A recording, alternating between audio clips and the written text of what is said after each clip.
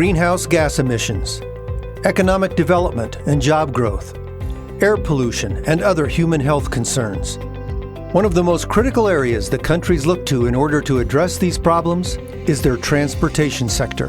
Countries across the globe have been turning to biofuels as they seek alternatives to current fossil fuel usage in order to address environmental and human health concerns, as well as capture economic benefits. Because of these benefits, ethanol has quickly gained acceptance in many countries around the world.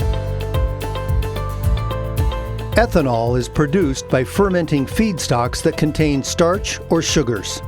In the United States, corn is the primary feedstock used for ethanol production. Most of the nation's production facilities are clustered around the Midwest, where the majority of corn is grown. In other countries, such as Brazil, sugarcane juice is used to produce ethanol. Ethanol can also be made from wheat and sugar beets, typical in the EU, cassava, as in Vietnam, sugarcane molasses, as in India, and biomass, like corn stalks and switchgrass. Today, most ethanol is consumed in the country in which it is produced, but about 10% of ethanol produced is traded on the world market, and that number is growing. The United States, Brazil, Canada, China, and the EU make up the majority of total ethanol demand. The global ethanol market has grown from 4.5 billion gallons in 2000 to 26 billion gallons, or more than 100 billion liters today. Today, the United States is the world's largest producer, consumer, and exporter of fuel ethanol, accounting for 65% of export market share in 2017. The United States is becoming the most cost-competitive ethanol supplier due to a combination of enforced policy, large-scale production, industry innovation, and access to competitively priced feedstock. In the U.S., the Renewable Fuel Standard, or RFS, was first passed into law in 2005 and modified in 2007.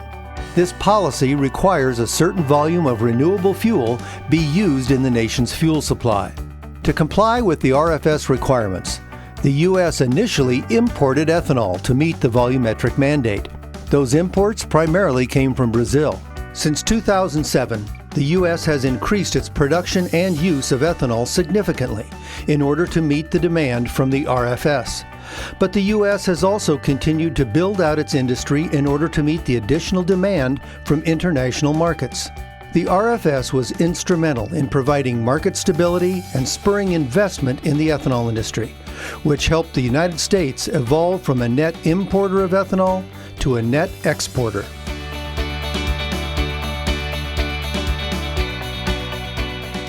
Starting in our transportation sector and starting to decarbonize our fuel supply is a logical start, and is a start where we can have significant impacts. Most of the ethanol currently consumed in the United States is in the form of E10, a blend of 10% ethanol and 90% gasoline. Virtually all vehicles in the U.S. are warrantied for the use of E10. E15 is approved for use in all vehicles, models 2001 and newer. Additionally, there are more than 20 million flex fuel vehicles on American roads.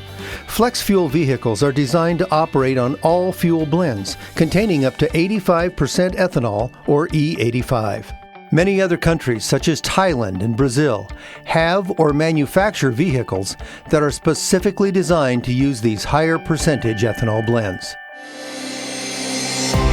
Today, more than 60 countries already have active biofuels policies in place, and an increasing number of countries are considering policies that foster the development of biofuels production within their borders. Doing so provides societal benefits in terms of the environment, human health, and economic development. If you're a developing country and you are interested in cleaner air, if you're interested in helping your farmers, if you're interested in getting investment into your ag sector, if you're interested in recruiting companies to set up facilities in your country, and you can get a climate benefit, then producing grain ethanol is a pretty big win. Access to a consistent, reliable supply of ethanol is critical for any policy to be effective, and trade is a key component to the success of those policies. Having access to a reliable global market allows countries to consistently meet their blending goals year after year by utilizing imports when needed. This is the way international trade works. There's some things you're going to be really good at, you're going to be exporters of that. There's some things you're not very good at, you're going to be importers. Why don't you just import what you can't produce? More and more countries are seeking to set policies that address critical issues such as greenhouse gas emissions, economic development, air pollution, and other human health concerns. The U.S. Grains Council and ethanol industry partners are working with interested countries to share best practices in expanding the global use of ethanol by developing and implementing effective ethanol policies.